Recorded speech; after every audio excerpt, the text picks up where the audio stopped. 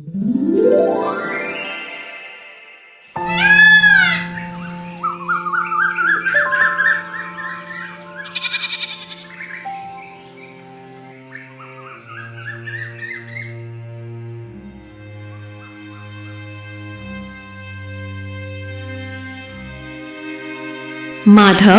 जरा इन खाली बर्तनों की तरफ भी अपनी नजर डालिए। आखिर कब तक हम सिर्फ उम्मीदों के सहारे जिंदा रहेंगे? पूरे गांव में हमारी ही ऐसी बदकिस्मत चौखट है जहां महीने के 15 दिन चूल्हा सिर्फ राख उगलने के लिए जलता है। पड़ोस की स्त्रियां नए कपड़ों और गहनों की बातें करती हैं और मैं यहाँ सिर्फ 2 वक्त की रोटी के लिए तरसती रहती हूँ। भाग्यवान, तुम जानती हो कि मैं मेहनत करने में कोई कसर नहीं छोड़ता। सुबह सूरज निकलने से पहले जंगल जाता हूँ और शाम ढले भारी बोझ उठाकर लौटता हूँ। लकड़ी काटना ही मेरा पुरखों का हुनर है और इसी से हमारा गुजारा चलता है। वक्त बुरा है, मैं मानता हूँ, पर मेहनत का फल कभी ना कभी तो मिलता ही है।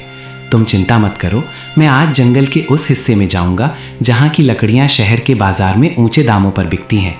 बस तुम थोड़ा धैर्य रखो, भगवान सब ठीक कर देगा। धैर्य? पिछले 10 सालों से मैं धैर्य का ही घूंट पीकर जी रही हूँ माधव। आपकी ये बातें अब मुझे दिलासा नहीं बल्कि जख्म देती हैं। लकड़ी काटने के अलावा भी दुनिया में बहुत से काम हैं।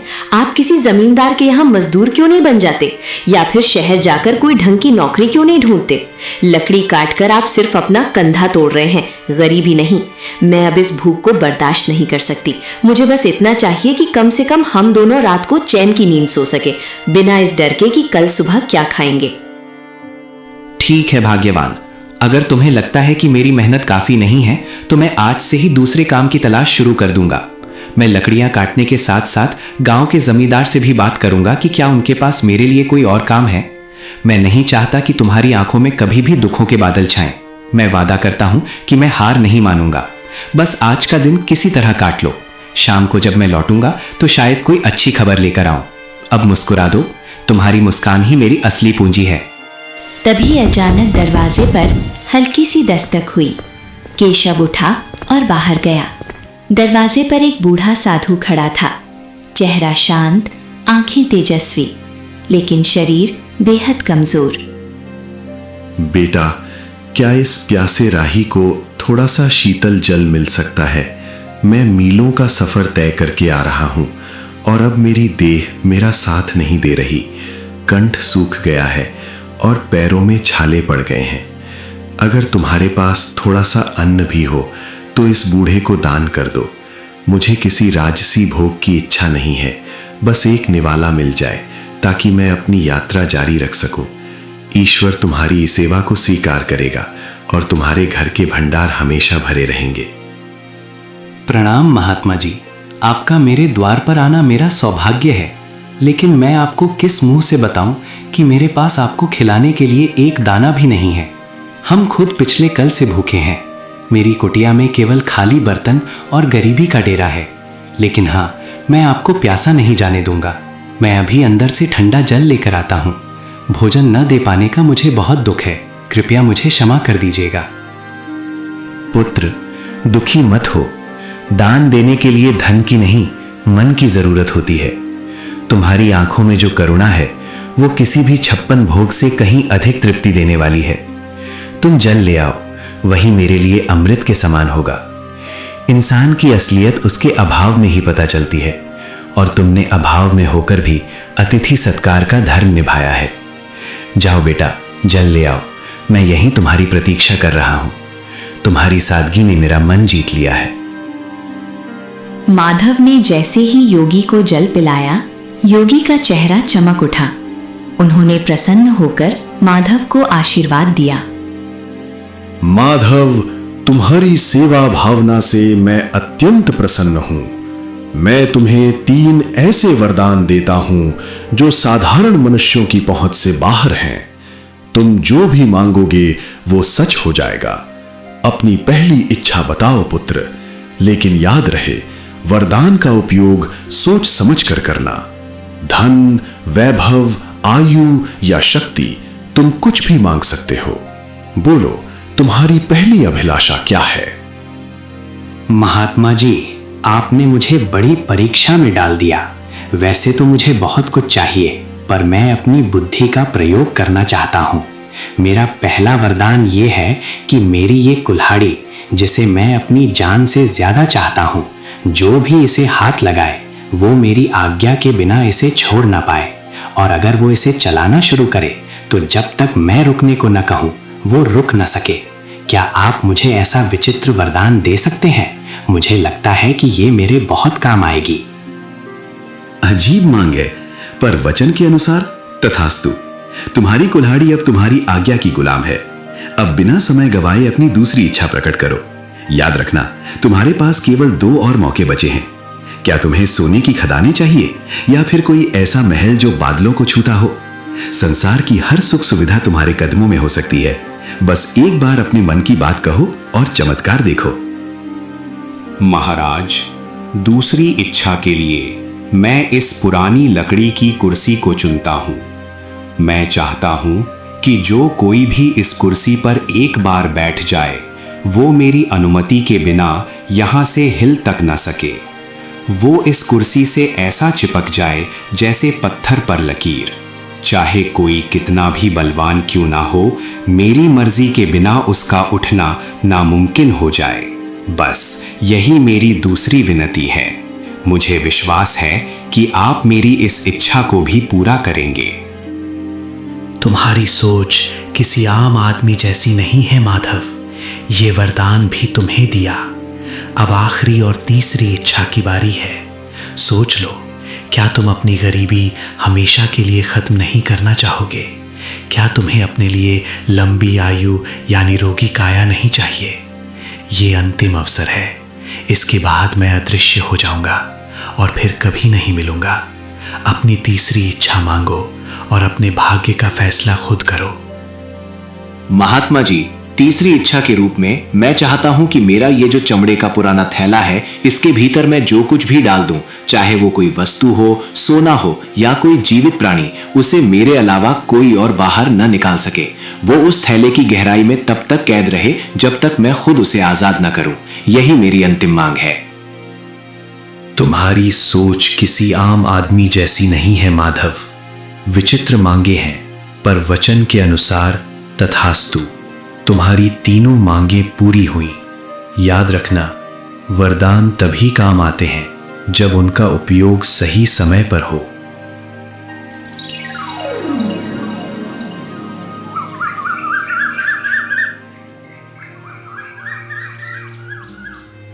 साधु बाबा के जाते ही भाग्यवान, जो अब तक चुपचाप सब सुन रही थी, ज्वालामुखी की तरह फट पड़ी। उसे लगा कि माधव ने अपनी मूर्खता से सुनहरे भविष्य की बलि दे दी है। वाह माधव, क्या गजब की बुद्धिमानी दिखाई है आपने। साक्षात देवता आपके द्वार पर आकर कह रहे थे कि धन मांग लो, सुख मांग लो, पर आपने क्या मांगा? कुल्हाड़ी, कुर्सी और थैला। क्या इन बेजान चीजों से मेरा पेट भरेगा? क्या इन वरदानों से हमारे सिर की छत पक्की हो जाएगी? मैं यहाँ दाने दाने को तरस रही हूँ और आपने फालतू वरदान मांग लिया। आज आपने साबित कर दिया कि आप कभी तरक्की नहीं कर सकते। काश वो वरदान मुझे मांगने का मौका मिलता, तो आज मैं इस झोपड़ी को महल बना देती। भाग्यवान, तुम जो देख रही हो वो केवल साधारण चीजें हैं, पर मैं जो देख रहा हूं वो एक सुरक्षा कवच है। कभी कभी सीधे तरीके से मांगा हुआ धन टिकता नहीं है, पर बुद्धि से बनाई गई संपत्ति सदा साथ रहती है। तुम मुझ पर भरोसा रखो। ये 3 वरदान हमें वो सब कुछ दिलाएंगे जो तुम चाहती हो। मैंने जो मांगा है उसके पीछे गहरा रहस्य है जो वक्त आने पर तुम्हें समझ आ जाएगा। फिलहाल शांत हो जाओ, क्योंकि आने वाला समय बहुत बड़ी चुनौतियां लेकर आने वाला है। पत्नी के तानों से आहत होकर माधव अपनी पुरानी कुल्हाड़ी कंधे पर रखकर चंदनपुर के सबसे घने और डरावने जंगल की ओर निकल पड़ा। दोपहर की तपती धूप पेड़ों की घनी छांव को चीरने की कोशिश कर रही थी। माधव एक पुराने बरगद के पेड़ के नीचे बैठ गया। उसका मन अशांत था और पेट में भूख की आग जल रही थी। उसे लग रहा था कि शायद उसने सच में वरदान मांगने में गलती कर दी। हे भगवान, क्या मेरी किस्मत में हमेशा ठोकरें खाना ही लिखा है? भाग्यवान सही कह रही थी। अगर मैं उस महात्मा से सोने की मोहरें मांग लेता तो कम से कम आज मुझे इस तरह भटकना तो नहीं पड़ता। पेट में अन्न का दाना ही नहीं, जंगल में भी अब सूखी लकड़ियां मिलना मुश्किल हो गया है। ऐसा लगता है जैसे ये पेड़ भी मेरी गरीबी का मजाक उड़ा रहे हैं। समझ नहीं आता कि मैं घर वापस किस मुंह से जाऊंगा। वहां तो सिर्फ खाली बर्तन और पत्नी की शिकायतें मेरा इंतजार कर रही हैं। तभी झाड़ियों के पीछे से एक विचित्र बूढ़ा व्यक्ति बाहर निकला और चेहरे पर एक अजीब सी कुटिल मुस्कान थी। वो धीरे धीरे माधव की ओर बढ़ने लगा। माधव ने गौर किया कि उस बूढ़े के चलने की आवाज सामान्य नहीं थी। जब उसने नीचे देखा तो उसके होश उड़ गए।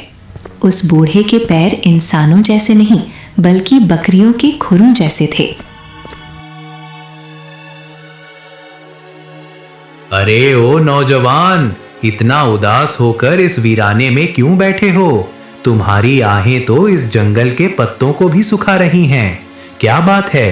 क्या तुम्हारी पत्नी ने तुम्हें घर से निकाल दिया है या फिर ये गरीबी का भूत तुम्हारा पीछा नहीं छोड़ रहा? देखो, मैं इस जंगल का बहुत पुराना निवासी हूँ और मैं लोगों के दुख भांप लेता हूँ। तुम्हारी हालत देखकर मुझे तुम पर दया आ रही है। अगर तुम चाहो तो मैं तुम्हारी सारी दरिद्रता एक पल में दूर कर सकता हूँ। बस तुम्हें मेरी एक छोटी सी शर्त माननी होगी। बोलो, क्या तुम अपनी किस्मत बदलना चाहते हो? प्रणाम महानुभाव, आप अचानक इस घने जंगल में कहाँ से आ गए और आपको कैसे पता चला कि मैं अपनी पत्नी से परेशान होकर यहाँ बैठा हूँ? आपकी बातें सुनकर मुझे थोड़ा अजीब लग रहा है। और ये आपके पैर, आप कोई साधारण मनुष्य तो नहीं लगते। कहीं आप वही मायावी राक्षस तो नहीं जिसकी कहानियाँ हमारे बुजुर्ग सुनाया करते थे, जो लोगों को लालच देकर उनका सब कुछ छीन लेता है? मुझे आपसे बात करने में डर लग रहा है। फिर भी मेरी जिज्ञासा शांत कीजिए कि आप आखिर हैं कौन और मुझसे क्या चाहते हैं? हा, तुम तो बहुत चतुर निकले लकड़हारे। हाँ, तुमने सही पहचाना। मैं इस मायावी साम्राज्य का स्वामी हूँ। पर डरो मत, मैं तुम्हें चोट पहुंचाने नहीं बल्कि तुम्हारी झोली भरने आया हूँ। देखो, मेरे पास सोने की मोहरों से भरी ये 3 थैलियां हैं। इन्हें ले जाओ और अपनी पत्नी के हर सपने को पूरा करो। अच्छा खाना खाओ, अच्छा पहनो और इस झोपड़ी की जगह महल बना लो। बदले में मुझे बस इतना चाहिए कि आज से ठीक 1 साल बाद तुम्हें मेरे साथ मेरे लोक में चलना होगा और मेरी गुलामी करनी होगी। 1 साल की पूरी आजादी और बेहिसाब दौलत। सोच लो, सौदा बुरा नहीं है। माधव समझ गया था कि ये शैतानी राक्षस उसे अपनी जाल में फंसाना चाहता है, लेकिन घर की गरीबी और भाग्यवान के तानों को याद कर उसका मन डोल गया। उसने सोचा कि क्यों ना अभी ये धन ले लिया जाए और बाद में उन वरदानों का इस्तेमाल करके इस राक्षस से निपटा जाए। मालिक, आपकी बात तो सच है। इस तरह रोज रोज भूखे मरने से तो अच्छा है कि 1 साल तक राजाओं जैसी जिंदगी जी ली जाए। मेरी पत्नी को हमेशा मुझसे शिकायत रहती है कि मैं उसके लिए कुछ नहीं कर पाता। कम से कम इन मोहरों से उसे 1 साल की खुशियां तो मिल पाएंगी। पर मुझे डर है कि 1 साल बाद जब आप मुझे लेने आएंगे तो मेरी पत्नी और बच्चों का क्या होगा। खैर, जो होगा सो देखा जाएगा। मैं आपके इस सौदे के लिए तैयार हूँ। मुझे वो सोने की थैलियाँ दे दीजिए ताकि मैं अपनी बदहाली को दूर कर सकूं, और 1 साल बाद मैं आपके साथ चलने का वादा करता हूँ। बहुत खूब, मुझे तुम्हारी बुद्धिमानी पसंद आई। ये लो सोने की 3 थैलियां। इनमें इतनी दौलत है कि तुम 7 जन्मों तक बैठकर खा सकते हो। जाओ और अपनी जिंदगी के हर पल का आनंद लो। ऐश करो, दान पुण्य करो या जो जी में आए वो करो। लेकिन याद रखना लकड़हारे, मैं ठीक 1 साल बाद इसी जगह इसी वक्त तुम्हें लेने आऊंगा। अगर तुमने भागने की कोशिश की तो मेरा प्रकोप पूरे गांव को भस्म कर देगा। अब जाओ और अपनी पत्नी को ये खुशियां दे दो। हमारी मुलाकात अब 1 साल बाद होगी। तब तक के लिए विदा।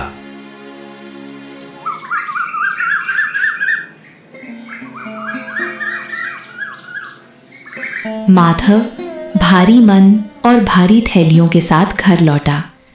उसने रास्ते से ढेर सारी मिठाइयाँ, फल, मछली और नए कपड़े खरीदे।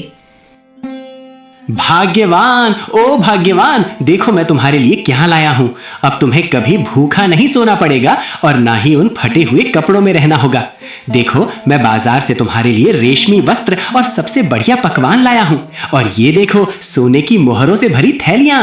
अब हम इस पुरानी कुटिया को तोड़कर एक आलीशान मकान बनाएंगे।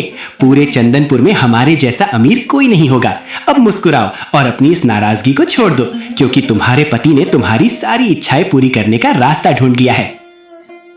अरे ये सब क्या है माधव? सुबह तो आपके पास एक कौड़ी नहीं थी और अभी दोपहर ढलते ही आप सोने की थैलियां लेकर आ गए। क्या आपने कहीं चोरी की है या किसी का खून किया है? इतने सारे पैसे आपको भला कौन दे सकता है? और ये मिठाइयां, ये कपड़े, मेरा तो सिर चकरा रहा है। मुझे सच सच बताइए कि ये धन कहाँ से आया है? कहीं ऐसा ना हो कि इन सुखों के बदले हमें कोई बहुत बड़ी कीमत चुकानी पड़े। मुझे आपकी आंखों में वो खुशी नहीं दिख रही जो इतनी दौलत मिलने पर होनी चाहिए। आप कुछ छुपा रहे हैं ना? भाग्यवान, तुम बहुत सवाल पूछती हो। मैंने कोई चोरी नहीं की है। मुझे जंगल में एक बहुत बड़ा काम मिला है जिसके लिए मालिक ने मुझे ये पेशगी दी है। उन्होंने कहा है कि मैं 1 साल तक आराम करूं और फिर उनके काम पर लौटूं। बस तुम इतना समझ लो कि अब हमारे अच्छे दिन आ गए हैं। आने वाले 1 साल में हम वो सब करेंगे जो हमने कभी सोचा भी नहीं था। जो भविष्य में होगा उसकी चिंता आज क्यों करना? अभी तो बस इस भोजन का आनंद लो और अपनी खुशियां मनाओ। बाकी सब मुझ पर छोड़ दो। भाग्यवान खुश तो थी, पर उसके मन के किसी कोने में एक अनजाना डर बैठ गया था।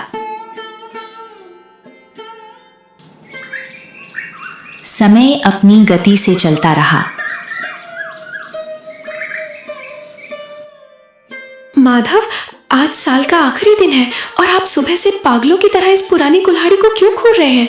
हमारे पास अब सोने की कमी नहीं है, फिर भी आप इस फटी पुरानी कुल्हाड़ी और लकड़ी की बेकार कुर्सी को अपनी जान से ज्यादा संभाल कर रखते हैं।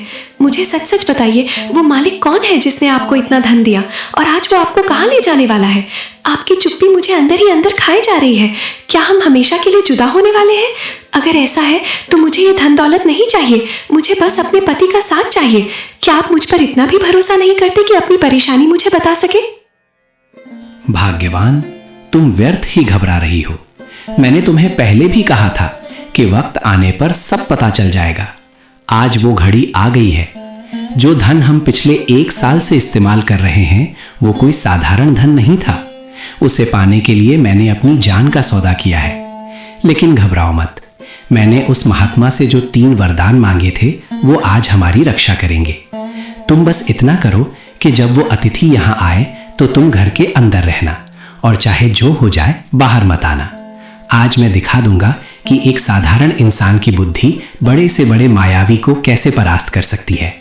बस मुझ पर विश्वास रखो और प्रार्थना करो। वो बूढ़ा आदमी अब अपने असली रूप में था, एक भीमकाय राक्षस जिसकी लंबी सींगें थीं और आंखों से अंगारे बरस रहे थे। लकड़हारे, समय समाप्त हुआ। देखो, मैं अपना वादा निभाने आ गया हूं। तुमने 1 साल तक मेरे धन पर खूब ऐश की, अच्छे पकवान खाए, पर अब भुगतान का समय है। चलो अपनी ये कुल्हाड़ी उठाओ और मेरे पीछे पीछे मेरे नरक लोक की ओर चलो। वहां तुम्हें अनंत काल तक मेरी गुलामी करनी होगी। अब देर मत करो, मेरी भूख बढ़ रही है और मुझे इंसानों को तड़पाने में बड़ा मजा आता है। क्या तुम तैयार हो अपने मालिक के साथ चलने के लिए, या फिर मुझे तुम्हें घसीट कर ले जाना पड़ेगा? अपनी पत्नी से विदा ले लो, क्योंकि अब तुम उसे कभी दोबारा नहीं देख पाओगे। प्रणाम मालिक, आप आ गए। मैं तो आपका ही इंतजार कर रहा था। भला मैं अपने वादे से कैसे मुकर सकता हूँ? मैं चलने के लिए बिल्कुल तैयार हूँ। आखिर आपने मुझे 1 साल तक राजाओं वाली जिंदगी जो दी है। लेकिन मालिक, जाने से पहले मेरी एक छोटी सी विनती है।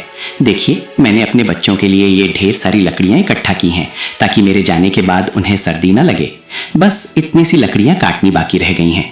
अगर आप महानता दिखाते हुए अपनी दिव्य शक्ति से इन 2-4 कुंदों को फाड़ दें तो मैं चैन से आपके साथ चल सकूंगा। आपके लिए तो ये पल भर का काम है। क्या आप अपने सेवक पर इतना सा उपकार करेंगे? तुम इंसान भी कितने भावुक होते हो, जाते जाते भी लकड़ियों की चिंता कर रहे हो। लाओ इधर दो ये खिलौना जैसी कुल्हाड़ी, देखो मैं इसे कैसे एक ही बार में चकनाचूर करता हूं। ये लो और ये लो। अरे ये क्या हो रहा है? ये कुल्हाड़ी मेरे हाथों से चिपक क्यों गई है? मैं इसे छोड़ना चाहता हूं पर ये मेरे हाथों को जकड़ती जा रही है।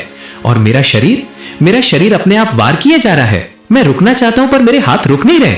लकड़हारे, ये क्या जादू किया है तूने? मुझे रोक, मैं कह रहा हूं मुझे अभी के अभी रोक, वरना मैं इस पूरी जगह को तबाह कर दूंगा। अरे मालिक, इतनी जल्दी थक गए?